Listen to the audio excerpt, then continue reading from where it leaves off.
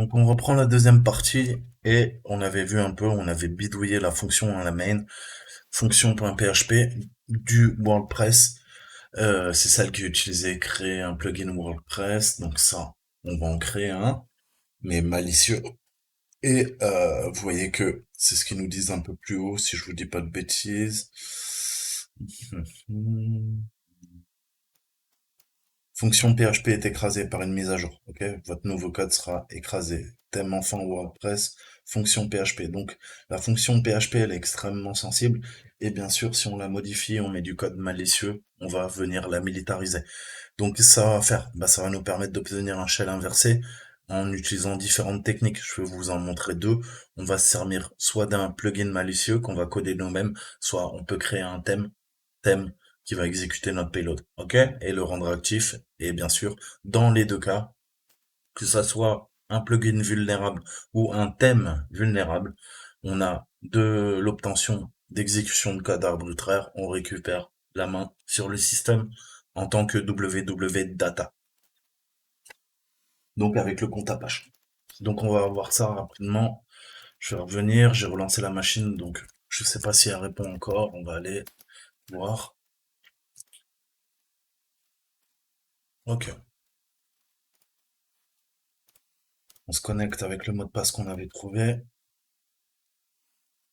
Remind me later.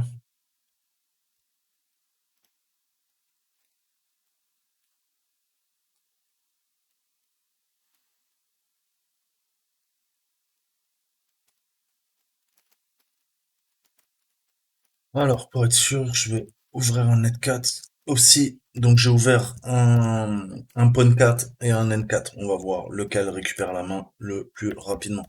Un des deux fera l'affaire de toute façon. Ok. Ouais. Il me dit qu'elle est déjà utilisée, ce qui est un petit peu normal, je suis con. Bon, on verra. On va tester les deux, on va voir. Donc, thème, plugin, plugin, plugin. Alors, plugin, nano, plugin, WordPress de la mort.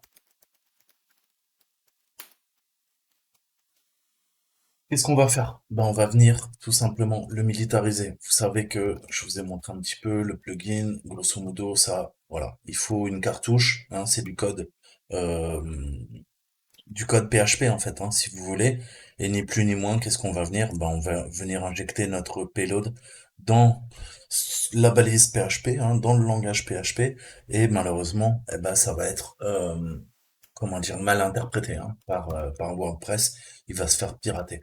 Donc là, on voit qu'on a des plugins perso, on pourrait même les modifier hein, et les activer.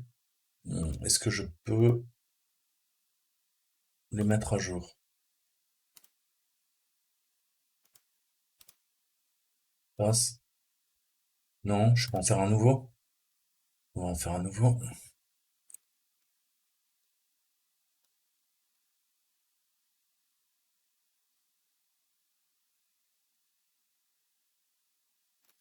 Alors, on va se le créer. Donc, on ouvre notre code PHP. On va se faire une cartouche à la con, hein, vraiment très simple.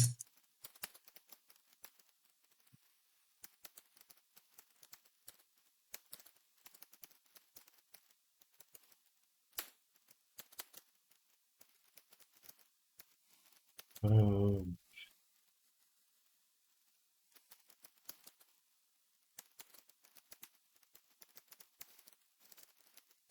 donc, bien sûr, vous l'avez compris, c'est que des conneries. C'est juste pour vous montrer un exemple et vous montrer que ça fonctionne, surtout.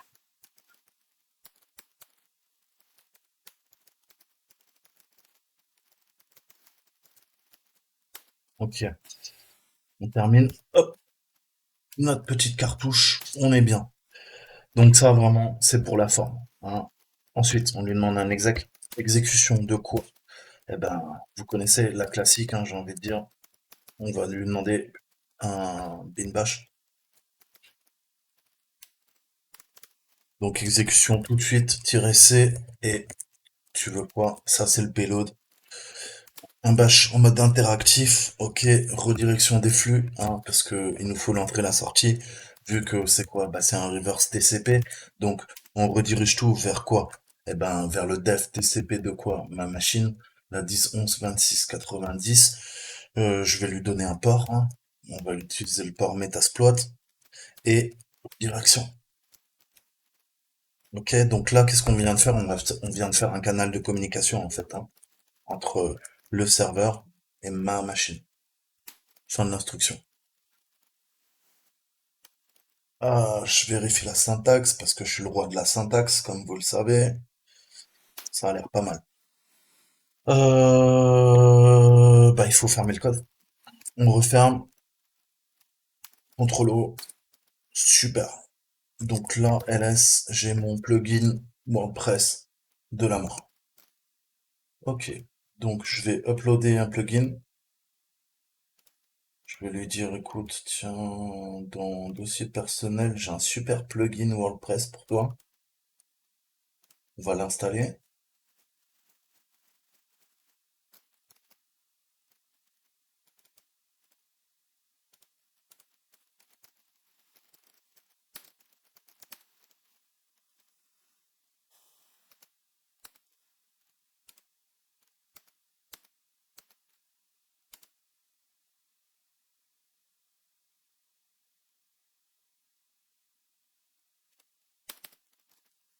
Là, il n'a pas encore récupéré le plugin.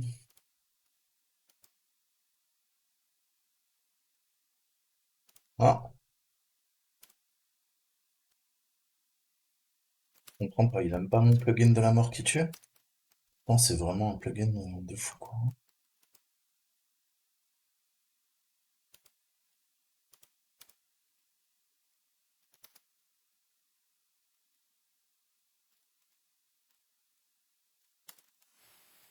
Je me demande si c'est pas le podcast qui fout la merde. Bon, on va se passer de podcast pour l'instant. On va lui dire merci. Merci pour tout, c'était vraiment très intéressant. Hop là. Donc, revenons sur... C'est dans les vieux pots qu'on fait la meilleure confiture. Alors, ok. Bon, là, le plugin, il aime pas. Je comprends pas, la dernière fois, il l'avait pris sans problème. Écoutez, on se laisse pas abattre. Du coup, bah, je vous montre la deuxième méthode. La deuxième méthode, on va aller dans le thème editor. C'est celle que je vous montrais tout à l'heure. Je vais prendre 19, on va sélectionner, on va écrire. Donc ça, c'était un type hein, de code. Et surtout, quand vous écrivez des plugins ou vous essayez de comprendre comment fonctionne une architecture, vous allez voir la documentation. Il y en a un paquet. Qu'est-ce qu'ils nous disent là? La fonction PHP, très importante, ok? Qui est située dans include. Ça fait partie du thème. Ok, parfait. Là, c'est justement ça qu'on va modifier. Alors, je vais lui dire fonction.php, on est d'accord? Voilà, je vais lui dire, écoute, casse-toi. Je vais lui dire 10, 11, 26, 90 sur le 444 par Metasploit, entre guillemets, copie. Ok, ok.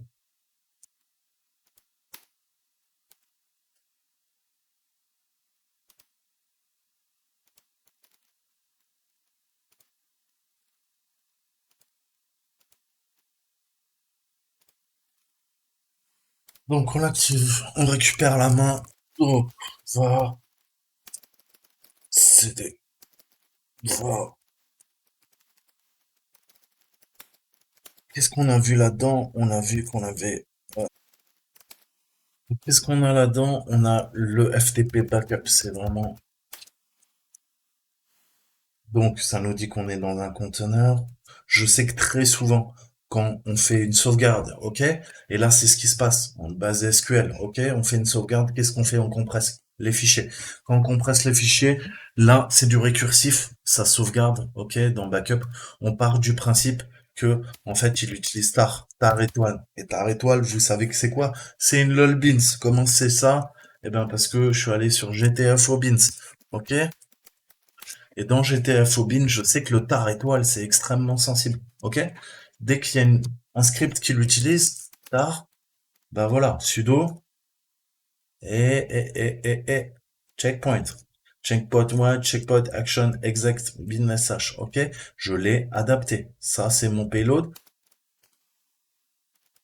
Donc là, il faut qu'on s'échappe du conteneur. Il y a vraiment énormément de façons de le faire. Ok? Il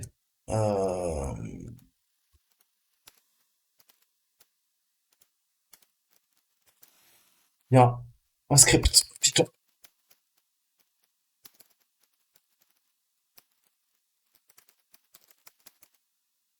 Donc ça, on va dire, c'est le plus complet, hein. Plus complet, mais le plus compliqué aussi. Ok? Donc, je lui dis, tu t'exécutes en Python 3.7, import des librairies. On a besoin de FTP OS, File Input IO, hein, et FTP lib pour communiquer avec un serveur FTP. Déclaration de trois variables, haute, avec l'adresse IP qu'on a. Backup Manager, bah, on a vu, c'est le compte qui nous a donné. Le password, c'est le cas. FTP, la variable FTP va me permettre de gérer la connexion. Ok? L'hôte est égal à host et host est égal à cette adresse IP. Ok? Donc login status, je le vérifie. Je lui passe quoi en paramètre? Je lui passe le username et le password. Ok? Déclaration de mes variables, je lui aurais dit username est égal à backup mgr et password est égal à supersig password 1, 2, 3. Ok? Print login status, tu me dis bah, ce que ça a donné comme résultat et on le passe en set passif. Ok? C'est un booléen, on le met sur false. C'est-à-dire que le mode passif est sur faux, donc on est en mode actif. Ok? Il faut qu'on soit en mode actif pour pouvoir pousser nos fichiers. Ok. Alors, ensuite, je lui ai dit quoi? Je fais un CWD. Là, je vais interagir avec files. Ok. Et je travaille dans la directory du serveur FTP. Il y a une fonction qui s'appelle directory que je suis en train d'appeler. Ensuite, la ref. Alors, le ref, ça sera notre payload. Ok. Ref égale notre payload. On se sert de quoi? d'IO. IO et byte IO. Ok. Ça va permettre de faire des entrées-sorties. Entrées-sorties, pourquoi? Eh ben parce que c'est un tunneling, ok? Notre payload va ouvrir un canal entre ma machine, la machine du hacker et le serveur, ok? Donc, qu'est-ce qu'on veut? On veut, c'est un payload classique, importer un socket pour établir une connexion. Ça pareil, hein, c'est le sockstream, AIFNet, c'est ce qu'on utilise. Il y a quoi? Il y a l'adresse IP de ma machine. J'ai déjà utilisé la 444, donc vous savez quoi? Là, on va utiliser la 445, ok? Fileno, DUP, parce que c'est pareil, tout ça, c'est un payload on ne peut plus classique en Python 3 pour récupérer quoi? Un river shell. Ensuite, je fais un dump file, ok, enfin un dump, un fichier abruti quoi, vide. Et dans ce fichier vide, eh ben, je stocke les entrées et les sorties. Sinon, ben, mon canal de communication, ma ref, ne va pas fonctionner. Ok, je lui passe en paramètre quoi? Eh ben, le B, ok, et je fais la mise en forme. Ok, c'est là, elle est là, mon B. Ok. Ensuite, on a trois storylines. Trois storylines, c'est quoi? C'est les checkpoints. Pourquoi j'ai fait ça?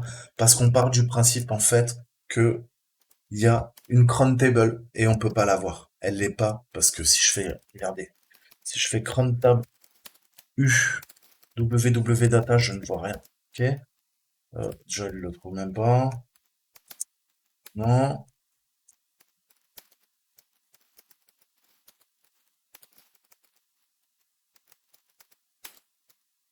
Ok. Déjà, enfin voilà, faut l'appeler. Mais vous inquiétez pas, on peut pas la trouver. Pourquoi? Parce qu'elle est en dehors du conteneur. Par contre, je sais quoi? Je sais que très souvent, quand on fait une sauvegarde, ok?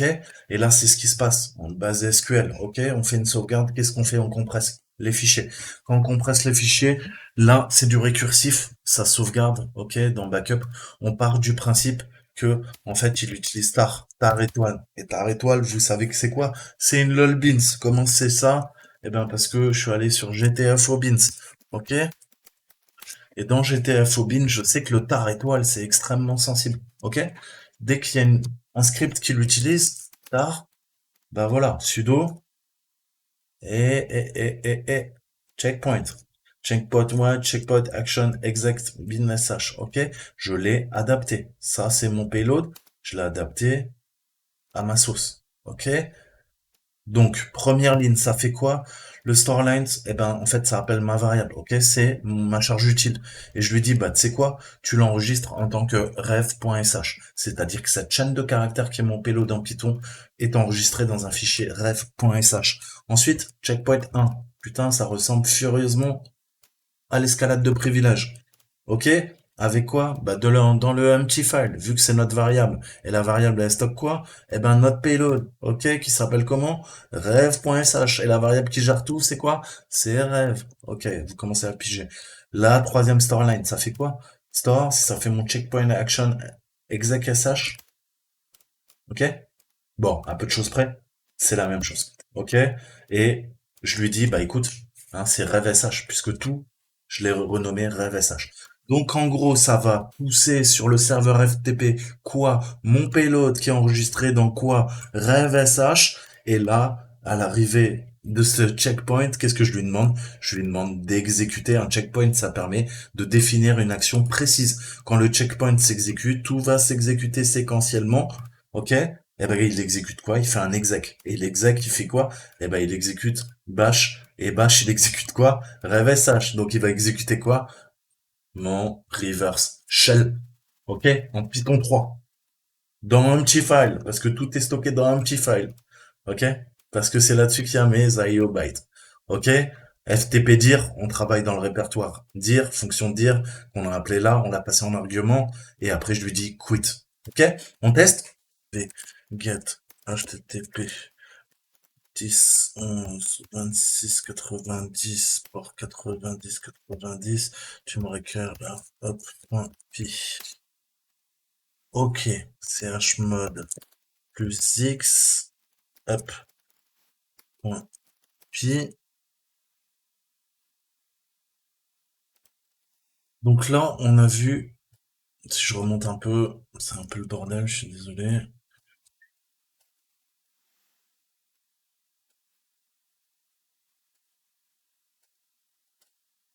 Donc on va revérifier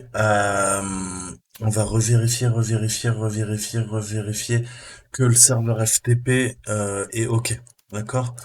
4 FTP, OK. Et là, je fais donc un curl SVP comme tout à l'heure. Hop, hop, FTP2. Alors, on a dit backup, MGR. Ok, deux points, le mot de passe à la con. Et on est bien. L'adresse IP 172.20.0.1. Ok. Et on va vérifier l'arborescence files. Ce qu'on avait vu tout à l'heure, c'était une directory.